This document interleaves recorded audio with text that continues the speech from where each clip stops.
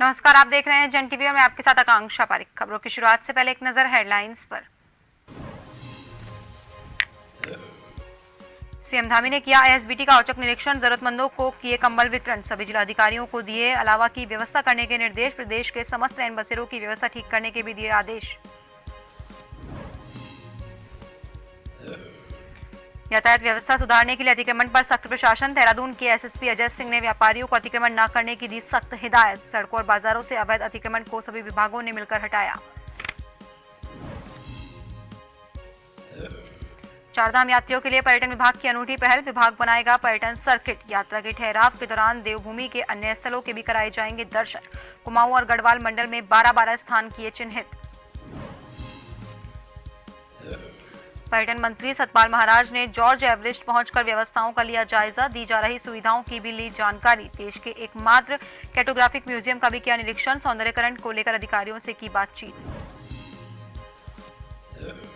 और उत्तराखंड में मौसम ने ली करवट, ऊंचाई वाले क्षेत्रों में बर्फबारी से तापमान माइनस में पहुंचा, अब कोहरे से बढ़ेगी आफत।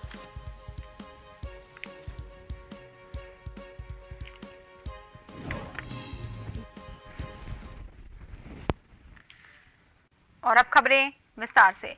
मुख्यमंत्री पुष्कर सिंह धामी ने मंगलवार देर शाम आईएसबीटी सहित शहर के अन्य इलाकों का औचक निरीक्षण किया। मुख्यमंत्री ने इस दौरान आईएसबीटी और आसपास के इलाकों में सड़क पर जरूरतमंदों को कंबल वितरित किए। इसके साथ ही मुख्यमंत्री ने आईएसबीटी में मौजूद यात्रियों से बातचीत कर साफ सफाई और अन्य व्यवस्थाओं का फीडबैक भी लिया। मुख्यमंत्री पुष्कर सिंह धामी ने समस्त जिलाधिकारी को निर्देश जारी करते हुए कहा कि प्रदेश में शीतलहर का प्रकोप बढ़ने लगा है, इसके दृष्टिगत प्रदेश के शहरी और ग्रामीण क्षेत्रों में पर्याप्त अलाव की व्यवस्था की जाए। मुख्यमंत्री नगर निगम और नगर पालिका क्षेत्रों में संचालित रैन बसेरों की व्यवस्था दुरुस्त करने के निर्देश दिए।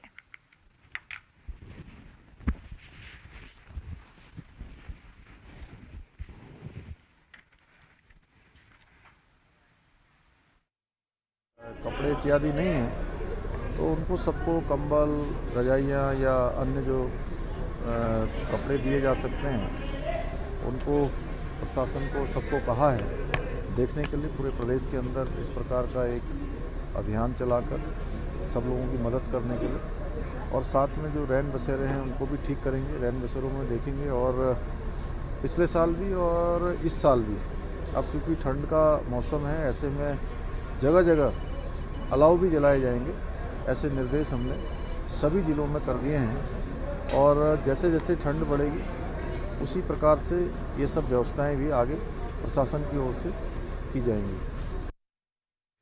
पर्यटन मंत्री सतपाल महाराज ने जॉर्ज एवरेस्ट पहुंचकर वहां की व्यवस्थाओं का जायजा लिया और पर्यटकों को दी जा रही सुविधाओं के बारे में जानकारी ली।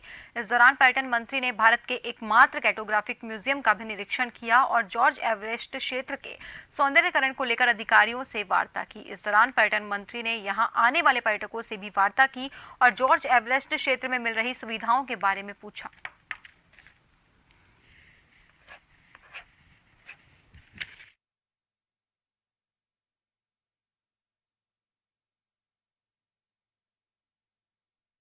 एवरेस्ट जो कार्टोग्राफिक म्यूजियम है, ये 23 करोड़ 52 लाख की लागत से बन के तैयार हुआ है और इसको उसी पद्धति से बनाया गया जिस प्रकार से इसका निर्माण हुआ था। इसको रेस्टोरेशन इसका किया गया है और हिंदुस्तान का एकमात्र कार्टोग्राफिक म्यूजियम ये बन करके तैयार हुआ है, जिसमें पंडित नैन सिंह रावत जी और राधानाथ सिकदर जी की जो उपलब्धियाँ हैं और जिस प्रकार से पीक 15 को उन्होंने नापा, तो वो सारी चीज़ें दिखाई गई हैं। और हमारी जो नाविक जो सैटेलाइट है, जीपीएस सिस्टम है, उसको भी यहाँ पर दिखाया गया है। तो बच्चों के ज्ञानवर्धन में ये बहुत सहायक होगा और जो साइंटिफिक नॉलेज रखते हैं और जिनको कार्टोग्राफी की नॉलेज है, उनके लिए बड़ा उपयोगी है ये। चारधाम यात्रा के दौरान श्रद्धालुओं को देवभूमि के अन्य स्थलों से रूबरू कराने के लिए पर्यटन विभाग द्वारा सर्किट बनाए जा रहे हैं, जिसमें 12 स्थान गढ़वाल मंडल से जबकि 12 स्थान कुमाऊं मंडल के चिन्हित किए गए हैं। इसमें विष्णु भगवान, शक्ति सर्किट, शंकर सर्किट और नवग्रहों का सर्किट बनाया जा रहा है। ये सर्किट पूरी तरह से तैयार होने के बाद श्रद्धालु दर्शन कर सकेंगे। वहीं खास तौर पर जब चारधाम यात्रा के दौरान धामों में भीड़ बढ़ती है और यात्रियों को रोक दिया जाता है, उस समय श्रद्धालु इन स्थानों की ओर रुख करेंगे, जिससे चारधाम यात्रा के अलावा देवभूमि के अन्य स्थलों का यात्री दर्शन कर सकेंगे।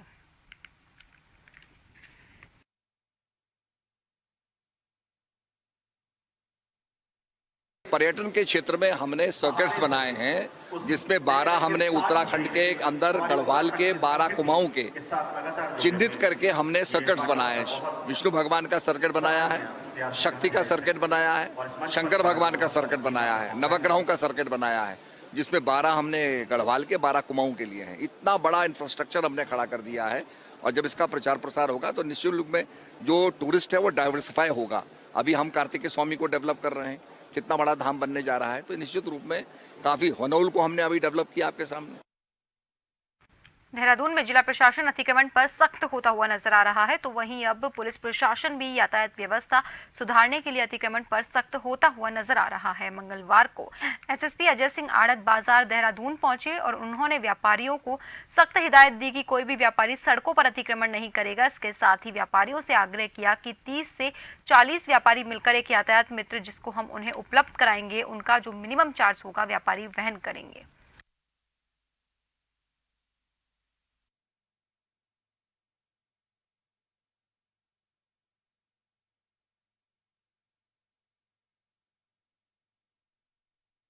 देखिए, जो इन्वेस्टर समिट इतने अच्छे से हुई, जिसमें यातायात व्यवस्था बड़ी अच्छी रही और लोगों ने सराहा, उसका कारण एक ये था कि उस दौरान शहर के जो मेन मार्ग हैं जहां पर यातायात बाधित होता है, वहां के अस्थायी अतिक्रमण को सभी भागों ने मिलकर हटा दिया था। अब ये पुनः चूंकि इतना सुंदर शहर को बनाया गया इन्वेस्टर समिट के बाद और अतिक्रमण भी हटा, तो जो अस्थायी अतिक्रमण है वो फिर से दोबारा ना लगे, जिससे हमें थोड़ा सा जाम में राहत मिले। साथ ही साथ जो हमारे व्यापारी गण हैं जिनकी दुकानें ऑन रोड हैं, लेकिन उनका पार्किंग की जगह नहीं है और लोग जब आते हैं तो किनारे गाड़ियां खड़ी कर देते हैं, तो हमारी क्या वजह है कि 30, 35, 40 व्यापारी मिलकर जो क्लस्टर्स में एक एक यातायात मित्र जो हम उनको उपलब्ध कराएंगे, उसको वो व्यवस्था में सहयोग करें उनके, और जो भी उसका नॉमिनल पेमेंट होता है व्यापारीगण खुद करें। खबर देहरादून से है, जहां दून अस्पताल में जल्द ही एड्स और एचआईवी के मरीजों की सहूलियत के लिए एंटी रेट्रोवायरल थेरेपी यानी कि एआरटी सेंटर खोला जाएगा। इस केंद्र में एचआईवी और एड्स के मरीजों का इलाज होगा। इसके लिए दून हॉस्पिटल के प्रशासन ने पूरी तैयारियां कर ली है। इसी को लेकर दून अस्पताल के चिकित्सा अधीक्षक डॉक्टर अनुराग अग्रवाल ने बताया कि एचआईवी एड्स के मरीजों की सुविधा के लिए एआरटी सेंटर खोला जाएगा, जिसके लिए हमने अपना पूरा काम कर लिया है।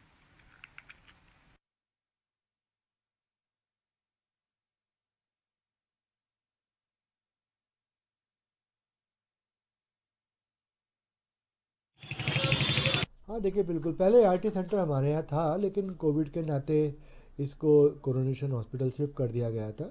उसके बाद अब ये दोबारा हमारे यहाँ बहुत ही जल्दी, उम्मीद करता हूँ कि इसी हफ्ते या फिर अगले सोमवार तक हम लोग इसको शुरू कर पाएंगे। इसके लिए हमने जगह आइडेंटिफाई कर ली है, तो आपने अगर मेडिसिन ओपीडी 3rd फ्लोर पर है तो उसके लिए 2 या 3 रूम कर दिए गए हैं और उसमें आज फर्नीचर और मैन पावर भी नोटिफाई कर दी गई है। तो इसमें एक बार हमारे जो मरीज आते हैं यहाँ एचआईवी और एड्स के, उन लोग के लिए यहीं पर दवाइयाँ देना हमारे लिए एक सुविधा हो जाएगी और ये बहुत ही एक, मैं उम्मीद करता हूँ कि फिर अल्टीमेटली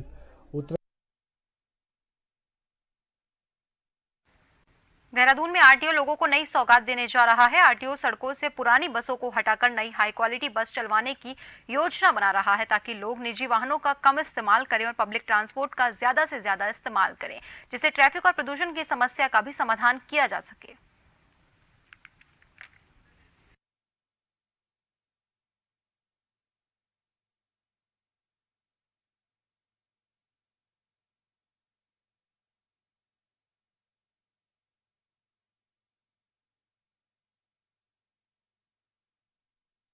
देहरादून में जो ट्रैफिक कॉन्जेशन की समस्या है या फिर पॉल्यूशन की समस्या है, उसको देखते हुए आरटीए द्वारा ये पिछले साल भर से ये प्रयास किया जा रहा है कि यहाँ पर अच्छी पब्लिक ट्रांसपोर्ट को सपोर्ट किया जाए, जिससे कि प्राइवेट गाड़ियाँ जो बहुत ज़्यादा सड़कों पर आ रही हैं उससे जाम की स्थिति उत्पन्न ना हो। उसके अंतर्गत अब तक प्राइवेट ट्रांसपोर्ट के लिए 9 रूटों पर 180 सिटी बस हमारी संचालित हो रही हैं। नए प्लान के अंतर्गत हम कोशिश ये कर रहे हैं कि जो पुरानी सिटी बसेस हैं उनकी जगह हम नई हाई क्वालिटी की बसेस चलाएं और उनको 10 रूटों पर संचालित किया जाए, जिससे कि लोग हमारे पब्लिक ट्रांसपोर्ट का उपयोग ज़्यादा करें और प्राइवेट गाड़ियों से इतना ज़्यादा उपयोग ना हो। उत्तराखंड के हल्द्वानी में धारी ब्लॉक के सरना क्षेत्र के गुनी गांव दया किशन सती ने सीएम आयुक्त और डीएम तक को अपनी भूमि को माफिया से बचाने की गुहार लगा डाली, लेकिन कोई सुनवाई नहीं हुई। अब एक बार फिर वो डीएम साहब के दरबार में अपनी अर्जी लेकर पहुंचे। दरअसल दया किशन का कहना है कि एक रिजॉर्ट स्वामी द्वारा जमीन पर अवैध तरीके से कब्जा किया जा रहा है, वहीं उनके पानी स्रोत पर भी रिजॉर्ट की गंदगी छोड़ी जा रही है। कई बार शिकायत करने के बावजूद कोई कार्रवाई नहीं की जा रही और न ही कोई अधिकारी मौके पर पहुंचकर मामले की पड़ताल कर रहा है।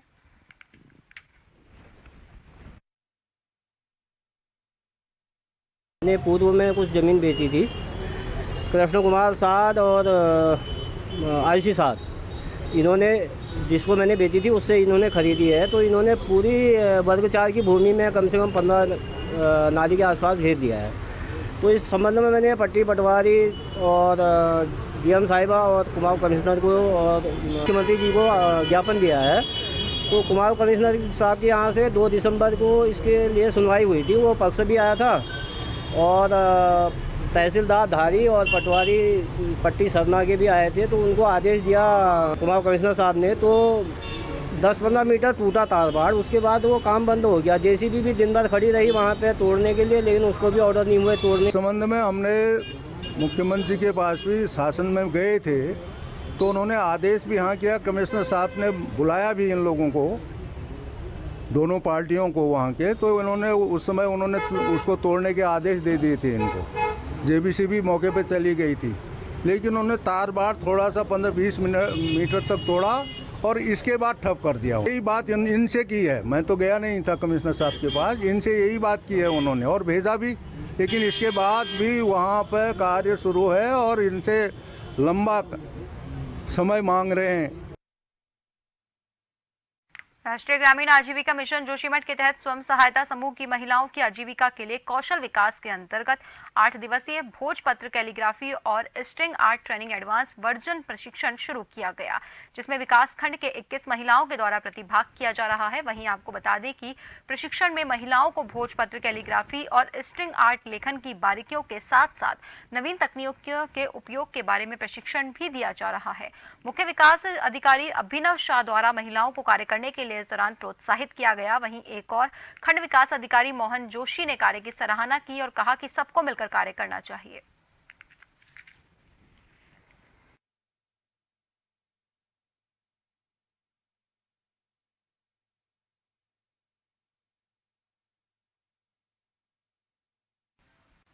जोशीमठ के उर्गम घाटी के समस्त ग्रामीणों ने जिला मुख्यालय गोपेश्वर में पहुंचकर 1 दिवसीय सांकेतिक धरना प्रदर्शन किया। सरकार के खिलाफ और लोक निर्माण विभाग और साथ ही साथ पीएमजीएसवाई के खिलाफ जमकर नारेबाजी की। वहीं स्थानीय ग्रामीणों का कहना है कि हेलंग से लेकर उर्गम घाटी तक पूरी सड़क बड़े बड़े गड्ढे में तब्दील है, जिस पर वाहनों से आवाजाही करना या पैदल चलना किसी खतरे से खाली नहीं है। जिस मुख्य सड़क पर कई बार बड़े बड़े हादसे भी हो चुके हैं। इस दौरान ग्रामीणों ने जिलाधिकारी हिमांशु खुराना को एक ज्ञापन भी सौंपा।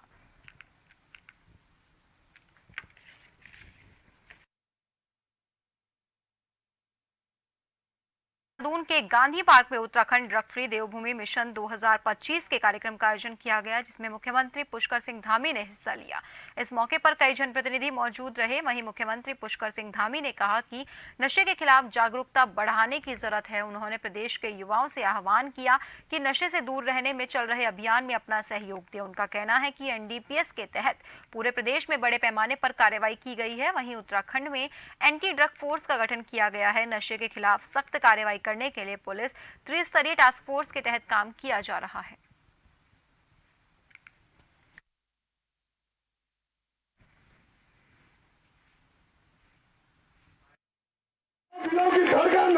देवभूमि को ड्रग्स फ्री देवभूमि बनाने का हमारा संकल्प है, लक्ष्य है। और इस लक्ष्य की पूर्ति में जन जन का सहयोग हमको प्राप्त हो रहा है और हम सबके सहयोग से और सबकी जागरूकता से हम देवभूमि को हर तरीके से नशे से, ड्रग्स से पूरी तरह से मुक्त करने का जो हमने संकल्प लिया है उसको हम सिद्धि तक ले जाएंगे।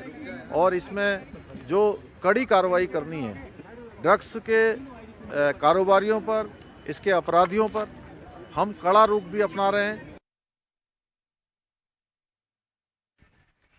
देहरादून में ग्लोबल इन्वेस्टर समिट के सफल आयोजन के बाद शहरी विकास मंत्री प्रेमचंद अग्रवाल ने एमडीडीए और एचआरडीए के अधिकारियों को प्रशस्ति पत्र और गंगाजलि देकर सम्मानित किया। ये सम्मान अधिकारियों को सड़कों को दुरुस्त और सौंदर्यीकरण के काम को समय से पहले करने के लिए दिया गया। इस दौरान मंत्री ने कहा कि अधिकारियों और कर्मचारियों ने दिन रात काम कर राज्य की सड़कों को बेहतर बनाया है, जिसके लिए वो सम्मान के भागीदार हैं। वहीं एमडीडीए ने उपाध्यक्ष बंशीधर तिवारी ने बताया कि इस तरह के सम्मान से अधिकारियों और कर्मचारियों का मनोबल बढ़ता है।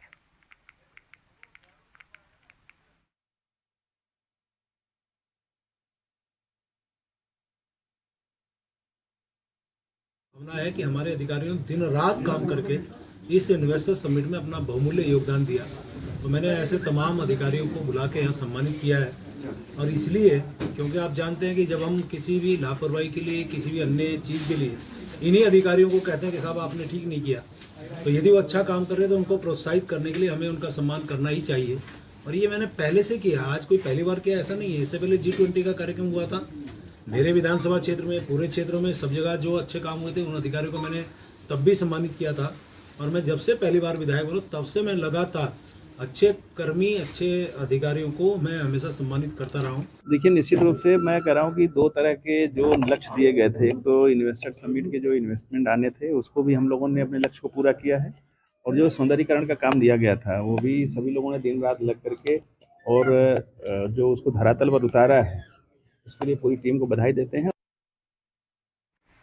लोहाघाट के कांग्रेस प्रवक्ता डॉक्टर महेश ढेक ने उत्तराखंड के मुख्यमंत्री पुष्कर सिंह धामी पर लोहाघाट विधानसभा की उपेक्षा करने का गंभीर आरोप लगाया। उन्होंने कहा कि लोहाघाट में कांग्रेस विधायक होने के कारण मुख्यमंत्री के द्वारा लोहाघाट विधायक और विधानसभा की अपेक्षा की जा रही है। डॉक्टर ढेक ने कहा कि लोहाघाट विधानसभा की सड़कें बदहाल हो चुकी है, शिक्षा और चिकित्सा व्यवस्था पटरी से उतर चुकी है। सीएम धामी को उत्तराखंड का सीएम बने हुए 2 साल से ऊपर होने जा रहे हैं, लेकिन उनके द्वारा एक बार भी लोहाघाट विधानसभा का दौरा नहीं किया गया। उन्होंने मुख्यमंत्री धामी से लोहाघाट विधानसभा में जनता दरबार लगाकर लोहाघाट क्षेत्र की जनता की समस्या के समाधान करने की मांग की है।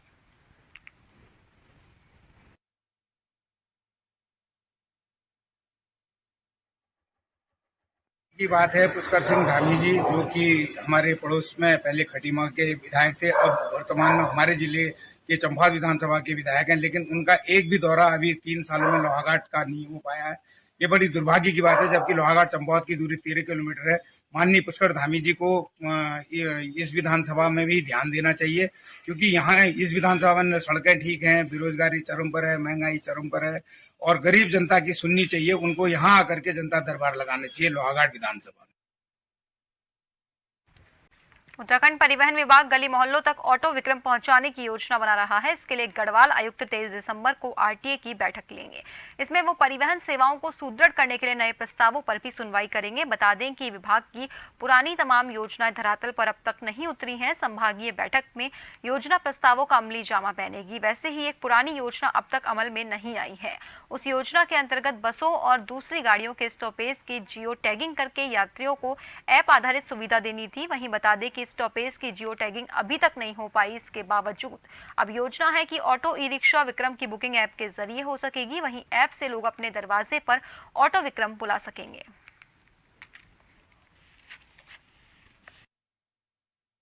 देखिए, 23 दिसंबर को जो बैठक है उसमें सबसे इम्पोर्टेंट बिंदु तो ये अर्बन मोबिलिटी से संबंधित है, जिसमें हम कुछ नए रूट्स को भी हम लोग नोटिफाई करवा रहे हैं। इसके अलावा हम लोग ये सुनिश्चित कर रहे हैं कि ट्रैफिक कॉन्जेशन ना हो, उसके लिए हम लोग विक्रम टेम्पो के कुछ रूट्स को डाइवर्ट कर रहे हैं। इसके अलावा जो ई रिक्शा के संबंध में भी हम लोग विचार विमर्श कर रहे हैं, और हम लोग ऑटो के परमिटों के बारे में भी सोच रहे हैं, जबकि कई ई रिक्शा वालों ने हमारे पास आकर रिक्वेस्ट करी है और विभिन्न माध्यमों से वो एप्लीकेशंस दिए कि वो सीएनजी के ऑटो लगाना चाहते हैं, जिससे कि दूर दूर के क्षेत्र तक लोगों को आने जाने की सुविधा मिल सके। चंपावत के लोहाघाट के प्रसिद्ध कोली ढेक झील में लगातार पर्यटकों की तादाद बढ़ती जा रही है। देश के दूर दूर शहरों से लोग बोटिंग के लिए कोली ढेक झील पहुंच रहे हैं, लेकिन पर्यटन विभाग ने पर्यटकों की सुविधाओं के लिए कोई भी कार्य झील क्षेत्र में नहीं किया। नौका संचालक संघ अध्यक्ष प्रकाश ढेक और उपाध्यक्ष विनोद ढेक ने प्रशासन और पर्यटन विभाग से झील में जल्द पर्यटकों के लिए सुविधाओं का विस्तार करने की मांग उठाई।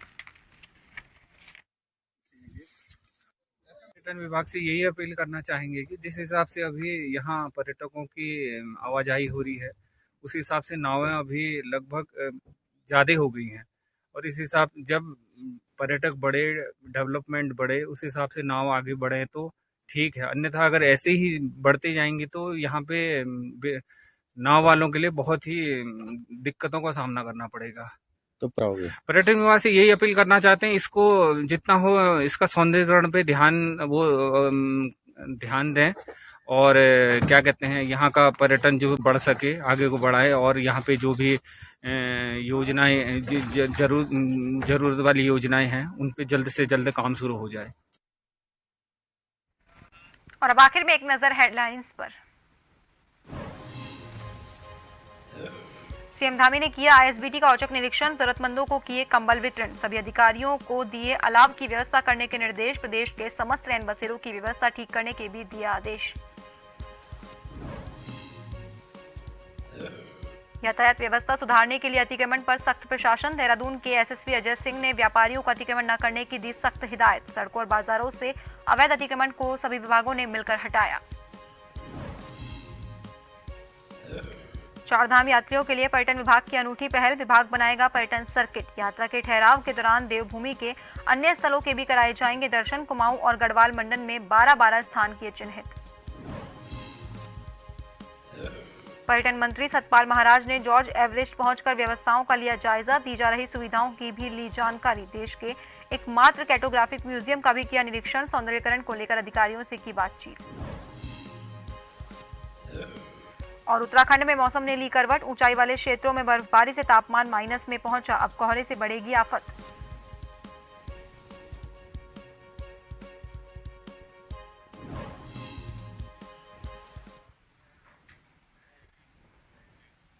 और फिलहाल के लिए खबरों में बस इतना ही। बने रहिए जन टीवी के साथ। नमस्कार।